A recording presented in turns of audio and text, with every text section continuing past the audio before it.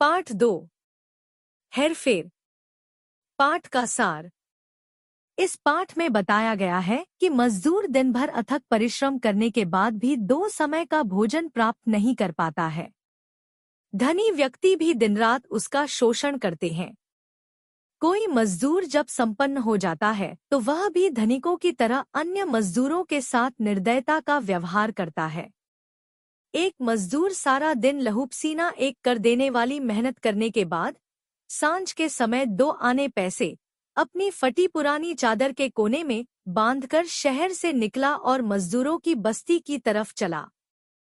बहुत दूर उसने अपने कच्चे झोंपड़े के धुएं को आकाश में चक्कर काटते देखा और देखते ही समझा गया कि उसकी माँ उसके लिए खाना पका रही है। वह नंगे सिर नंगे पांव जा रहा था। उसके घर में सिवाय उसकी बूढ़ी माँ के और कोई सगा संबंधी न था। उसके घर में सिवाय एक चूल्हे और 2-4 बर्तन के और कोई साज सामान न था। मगर फिर भी वह खुश था। उसकी चादर में 2 आने पैसे बंधे थे। उसके दिल में आशा भरी थी। सामने से एक बारात आ रही थी। मजदूर ने उसे देखा और ख्याल आया, हो सकता है कभी मेरा भी ब्याह हो और मैं भी बारात लेकर ब्याहने निकलूं। उस समय मैं कितना खुश होऊंगा। मेरे साथ साथ बाजे बज रहे होंगे। और बारात के आगे चलने वाले नौकरों ने उससे कहा, एक तरफ हट जा छोकरे। मजदूर के ब्याह की कल्पना मिट्टी में मिल गई। वह खींचकर बोला, क्यों हट जाऊं? सड़क सिर्फ तुम्हारी नहीं है, इस पर हम भी चल सकते हैं। बारात वालों ने उसे पीटा, उसकी चादर फाड़ दी और उसे उठाकर सड़क के किनारे झाड़ियों में फेंक दिया। बारात चली गई। बारात के बाजे का शोर धीरे धीरे दूर जाकर शहर के प्रकाश में गायब हो गया। अब वहां अकेला मजदूर था। उसके चारों तरफ रात का सन्नाटा था। निराशा का अंधेरा था और दुखी दिल की आहें थी। वह घुटनों के बल धरती पर लेट गया और अपनी सजल आंखें आकाश की ओर उठाकर बोला, हे प्रभु, हमारे पास न धन दौलत है, न महल अटारियां, न नौकर चाकर। फिर तूने हमें क्यों पैदा किया? क्या सिर्फ इसलिए कि अमीरों के नौकर आए और हमें मारपीट कर सड़क के किनारे फेंक दें?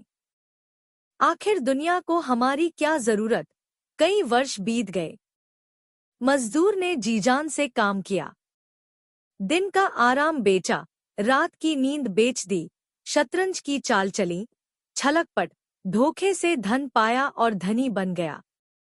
अब वह मजदूर न था, अपने नगर का धनी रईस था। उसके संदूकों में रुपए और मोहरें थी। उसके रहने के लिए एक विशाल महल था। उसकी सेवा करने को दास दासियां थी। उसकी सवारी को घोड़े और पालकियां थी और लोग उसके सामने सिर झुकाकर आते थे। एक दिन सांझ के समय वह पालकी पर सवार अपने घर लौट रहा था कि एकाएक उसकी पालकी रुक गई। उसने पूछा, क्या है नौकर? सरकार, मजदूरों की बारात आ रही है। धनी, उन्हें कहो एक और हट जाए। नौकर, वे कहते हैं सड़क सिर्फ तुम्हारे लिए नहीं है, इस पर हम भी चल सकते हैं। धनी, पाजियों को डंडे से मारकर भगा दो। ये हमारा रास्ता क्यों रोकते हैं? डंडे बरसने लगे। मजदूर चीखे मारते हुए इधर उधर भागने लगे। थोड़ी देर में वहां एक भी मजदूर न था। मगर उनकी चीखों से अमीर पालकी सवार का दिमाग खराब हो गया। उसने कहा, मुझे पालकी से उतार दो, मैं आराम करूंगा। नौकरों ने सड़क के किनारे गलीचे बिछा दिए और अपने मालिक को आराम से बिठा दिया और उसे मालूम हुआ जैसे वह यहाँ कभी पहले भी बैठ चुका है। शायद कई वर्ष पहले, शायद किसी पिछले जन्म में। इस समय उसका शरीर अपनी पोशाक में गर्म था। उसके सामने उसके नौकर हाथ बांधे खड़े थे और शहर में उसके राजसी महल का द्वार उसके लिए खुला था। वह नरम गलीचे पर पालथी मारकर बैठ गया और अपनी आंखें आकाश की ओर उठाकर बोला, हे प्रभु, इन अभागे मजदूरों के पास न धन दौलत है, न महल अटारियां, न नौकर चाकर। फिर तूने इन्हें क्यों पैदा किया है? क्या सिर्फ इसलिए कि ये हम लोगों के रास्ते में आ खड़े हों और हमारा समय नष्ट करें? आखिर दुनिया को इनकी क्या जरूरत है? सुदर्शन,